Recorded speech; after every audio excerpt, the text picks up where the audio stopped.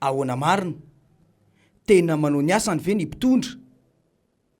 Efa iarahantsika malala tsara ankehitriny fa firenena faharoa amin'ny mahantra indrindra maneran-tany Madagasikara raha nitatitra ny voaka farany.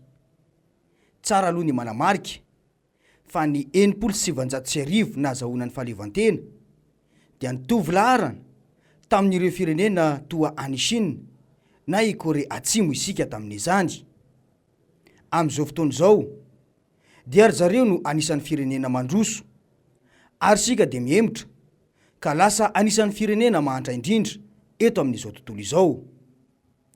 Efa nanangasanga ihany izany fampandrosoana izany tamin'ny taona 2024 satria efa nahatratra 4.700 ny fitombony ari-karena fahobe.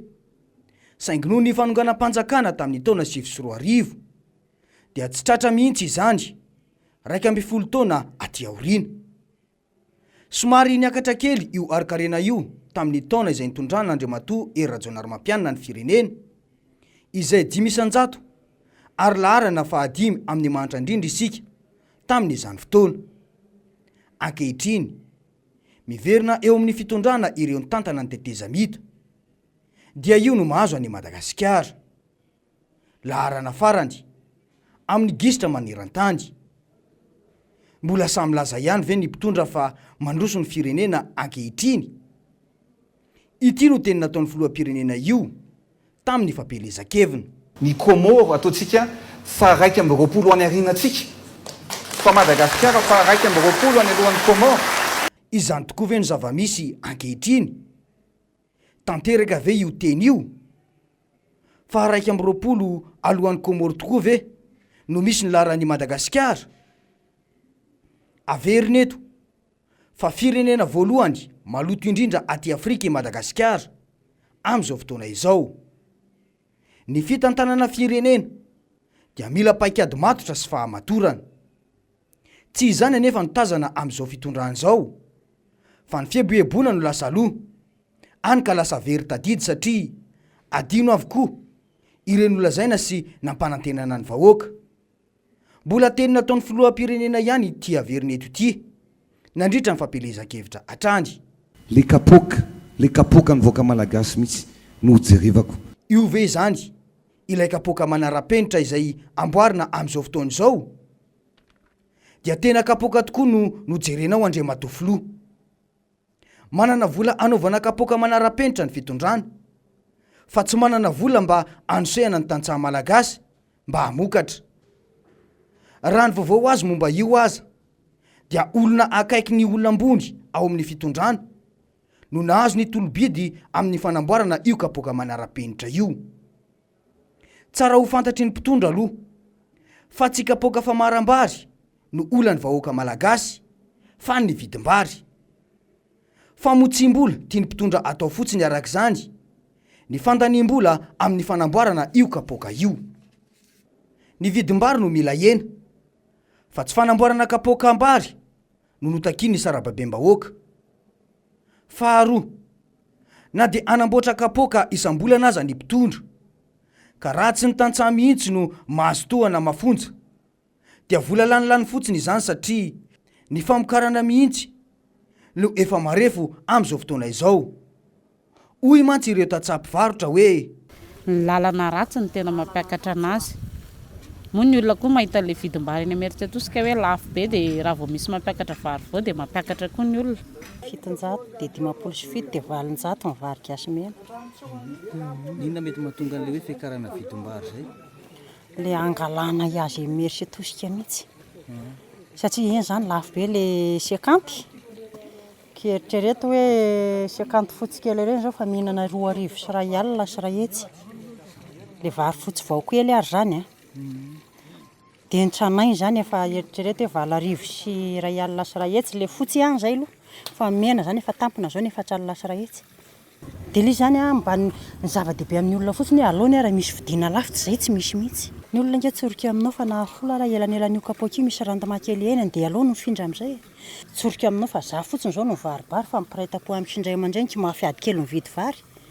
tsy afa manoatra nefa polona arizato fa roapolona laina amin'ny isakapoaka mifrean'ny mitondra varaiky tapy nefa zao avy meritry atosika makety 4 tsy latsaka zany mbola fatiantoka ho anay daholo raha voatra hoe tsy voakajy arak'izay le izy maninona aloha iny lalana indra mba asiana fijerevana mihitsy aloha fa tena mijaly be zay aty tena mijaly sorika aminao fa namba tafava raha mba misy ara le vokatra kely ny tatsamba tokony amidy mba moramora kely le fainana aty aminay zo hitanao zao hoe tany dezaka be rehefa mba tsara ny lalana nge morana amana an'le vokatra mba tsy mikaikaiky loatra ny vahoaka olona ray mpiantoka ray ny tonga eto afaka manararoatra be mijaly be le vahoaka satria ny lalana automatique hitanareo iny ka monto arandanana hijaliana tena hijaliana misy olona avy any ivelany ve zany mitondra vary aty aminareo fa tsy hoe nareo eto rery ihany tsisy mitondra mihitsy eto fa mananky mesy tosika hoe maka nytony vary amidy to raha ohatra aloha hoe tsy mamono antoka anay ilay izy tsy mampaninina anay fa le vary mihitsy zany lafo be dia raha ohatra hoe miena nefa le kapoaka dia tsisy tombony ho anay mihitsy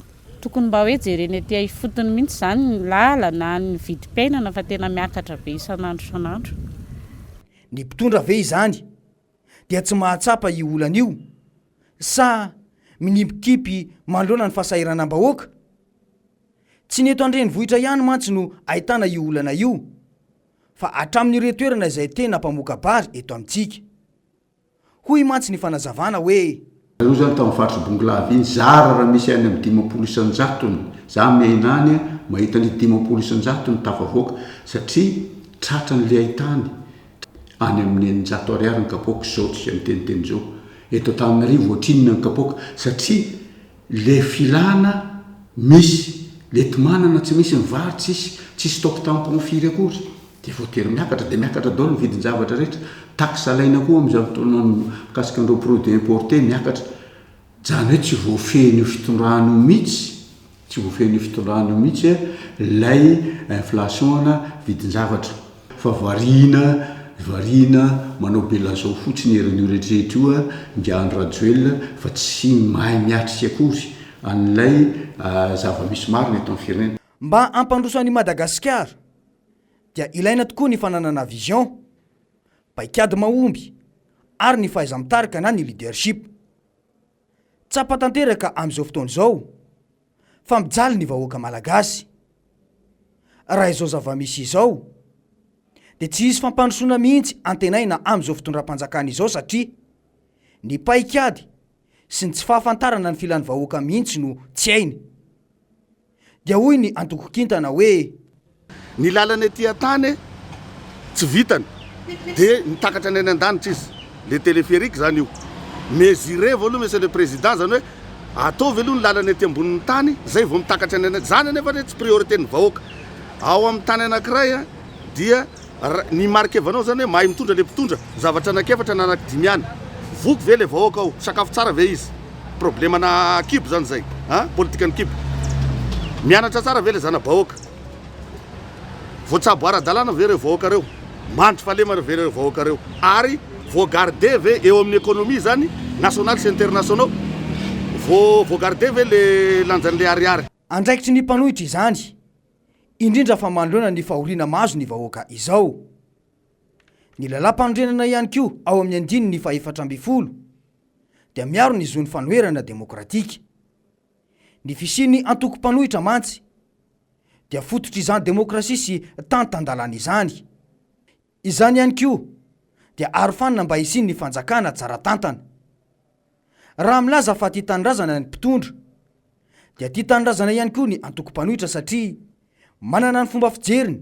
amin'ny fitantanana ny raharam-pirenena ary andraikitra omeny lalam-panorenana azy ny manao tsikera ny fomba fitantanany ny mpitondra firenena ny firenena republikanina dia firenena mandala ny demokrasia sy ny tany-tandalana ny firenetsika dia antsoina hoe republika ny Madagasikara ka ny fanontaniana dia hoe manaja izany firenena republikanina izany ve isika sa anarana fotsiny ihany na ely mafy tatoato fa mpitarika korontana eto amin'ny firenena ny mpanohitra izany ve ny tena marina sa tsy fahazakana ny demokrasia misy mantsy ilay fandaharana miara-manonja izay ataon'ny mpanohitra fandaharana izay mamotsopotsitra ny tsy fahamarinana atao eto amin'ny firenena ity sesilany ny fiakarana aino manjery ataony ekipan'ny fitondrana mamaly ny mpanohitra to lasa fandrahonana mihitsy azy izany.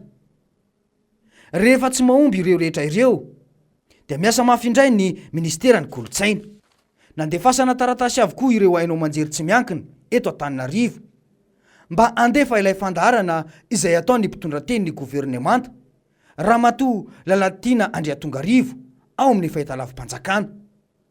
Fa ahoana mariny fangamo misy raha mafana eto amin'ny firenena no de mikoropaka mafy toy izao ny mpitondra e. Angatsy vahoaka maro anisina no nifidy sy mambahoaka indray ny mpitondra no manao fihetsika tahaka izao. Izany fihetsika izay mantsy dia mampiseho fa tsy misy mihaino intsony ireo onjam-peo izay manona ny fitondrana any ka rekizisionnena avokoa ireo aino manjery mba hiaino ny vahoaka izany fandarana izany. Dia mazava ny tenin'ny mpanohitra hoe ninninona zavatra mitranga, ninninona zavatra mitseho a, ninninona fampitahorana sy fanaratsiana fandotona sy ny zavatra rehetra mitranga reny efa voalazantsika hoe efa vonona tamin'ny zavatra rehetra zay ary vonona hiatrika ny zavatra rehetra dia io zany fantatritsika eny foana ny zavatra marina ny orinany ary fantatritsika ihany koa le fomba fiady ny fitondrana ankehitriny zay tsy manakambara fa tsy ny hoe mandainga manakorotana anongam-panjakana sy ny sisa fa ny zavatra misy kosa dia hoe satria efa mipararehetra ary efa matahotra tanteraka amin'ny marina zay mivoaka eto fa indrindrandrindra le fiarahantsika rehetra manonja ny tena atahorana. Dia mipetraka ary ny fanontaniana hoe iza izany no tsy manao ny asany eto amin'ny firenena fa ahoana marina e.